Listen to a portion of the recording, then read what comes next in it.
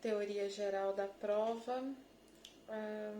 Tem um vídeo onde a gente falou do princípio da não culpabilidade, o princípio da presunção da inocência. Agora, esse vídeo eu vou falar sobre o princípio nemo tenetur sede tangere, em latim. É o princípio da vedação da autoincriminação. De acordo com esse princípio, o acusado ele não é obrigado a produzir prova contra si.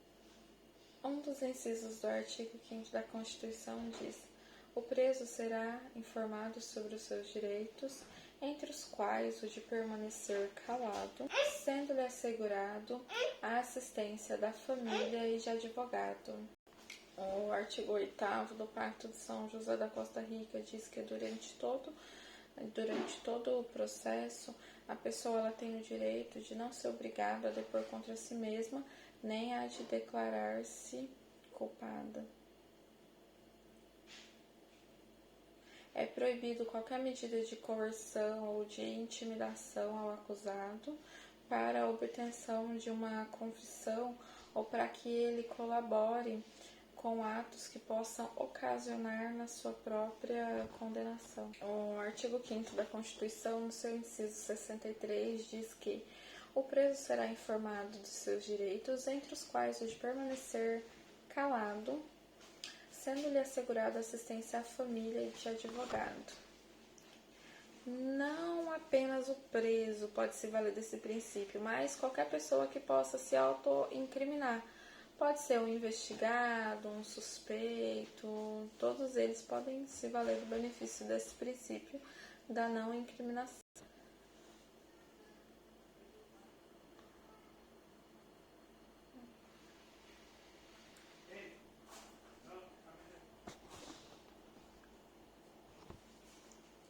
O artigo 203 do Código de Processo Penal diz que a testemunha fará, sobre palavra de honra, a promessa de dizer a verdade do que souber e lhe for perguntado. O artigo 342 do Código Penal diz que fazer afirmação falsa ou negar ou calar a verdade como testemunha em processo judicial ou administrativo, inquérito policial ou em juízo arbitral, a pena é de reclusão de 2 a 4 anos e multa. A testemunha ela não está obrigada a responder sobre fato que possa vir a incriminá-la. Ela não está obrigada a isso. Não configura crime falso testemunho quando a pessoa, depondo como testemunha, ainda que compromissada, deixa de revelar os fatos que possam incriminá-la. Isso aí foi decidido pelo STF no HC número 73035 do Distrito Federal.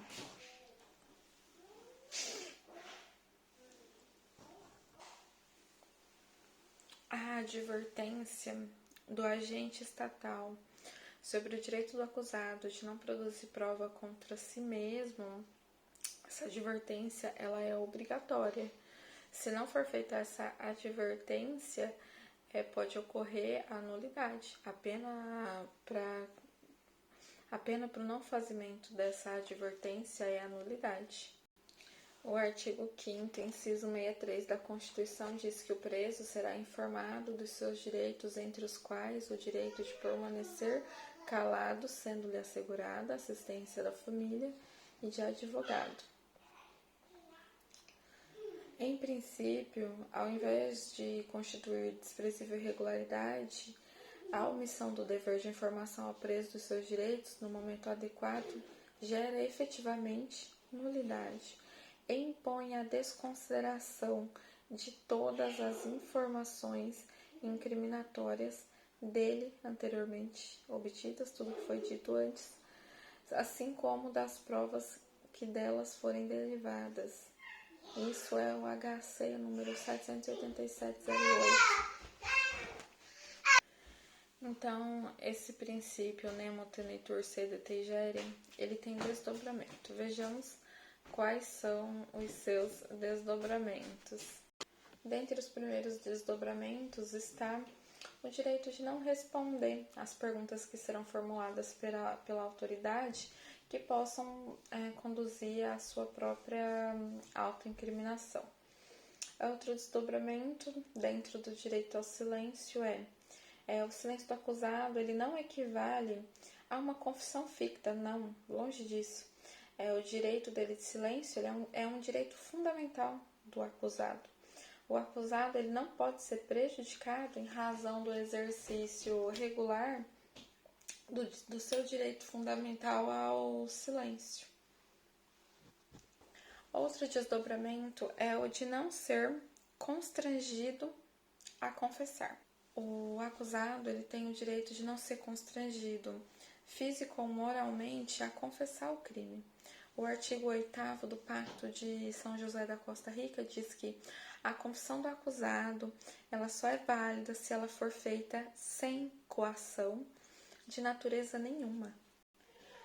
Outro desdobramento desse princípio nemo tenetur sedete igerem, o terceiro desdobramento é a inexigibilidade de dizer a verdade. Então, o acusado ele não está obrigado a dizer a verdade. Nos Estados Unidos, a gente já viu nos filmes, nas séries, né, que existe o crime de perjúrio, que é mentir perante um juiz ou um tribunal, né? Aqui no Brasil, o perjúrio ele é atípico. Aqui o réu ele tem o direito de mentir. Existe uma crítica a isso, né? Que em um Estado democrático de direito, não se pode afirmar que o Estado assegure aos cidadãos um direito de um comportamento antiético e imoral como a mentira. A mentira, portanto, ela sim está longe de ser um direito reconhecido pela nossa ordem constitucional. Só que ela deve ser tolerada, né? Porque dela não se pode resultar um prejuízo ao acusado. Então, não há uma sanção para quem inventa, por exemplo, um álibi inverídico. Não tem sanção para isso daí. A gente encontra um problema, uma questão na chamada mentira agressiva, que é quando o acusado, abusando dos seus exercícios de autodefesa, ele acusa falsamente um terceiro inocente da prática de um delito que ele está sendo acusado. Isso é chamado de mentira agressiva. Existe uma consequência para essa chamada mentira agressiva, que o acusado ele deve responder por denunciação caluniosa o crime do 339 e 339 do Código Penal.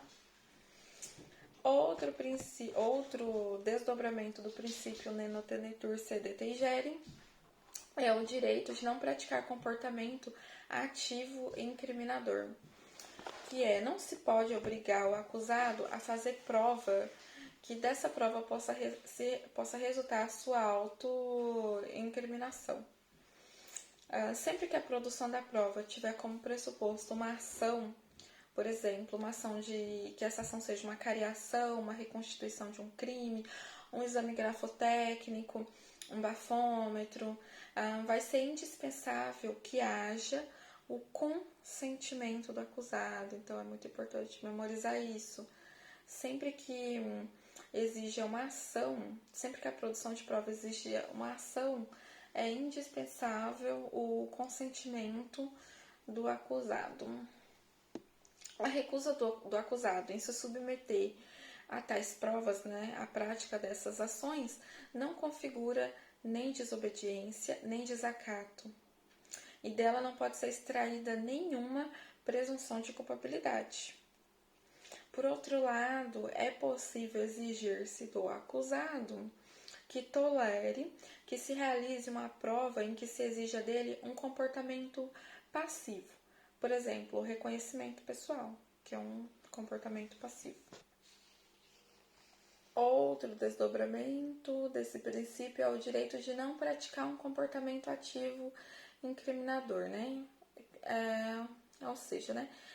o que eu acabei de dizer, ele não é obrigado a participar da reconstituição de crime, a fornecer material genético para DNA, e o que é permitido é o comportamento passivo, o que é tolerado, que é a realização de um reconhecimento pessoal. Outro desdobramento é o direito de não produzir prova incriminadora invasiva. O que é uma prova invasiva? É aquela prova que a produção dela exige intervenções corporais que impliquem na penetração no organismo humano. Por exemplo, um exame de sangue, um exame ginecológico, uma endoscopia para localizar uma droga dentro do corpo, tudo isso é chamado de prova invasiva. E o que seria a prova não invasiva? Por exemplo, uma prova em que não há penetração dentro do corpo humano e nem implica a extração de parte do corpo humano, né? Por exemplo, o exame de DNA realizado a partir de um fio de cabelo que foi encontrado no chão da delegacia, por exemplo. Então, o critério para a gente classificar uma prova como invasiva ou não invasiva está na forma que essa prova foi coletada. Por exemplo, a saliva, se ela foi colhida na cavidade bucal, ela é considerada invasiva. Só que se essa saliva foi colhida, por exemplo, de um material descartado, um chiclete, um cigarro, um copo de cerveja, aí essa saliva já não é uma prova, ela já é uma prova não invasiva.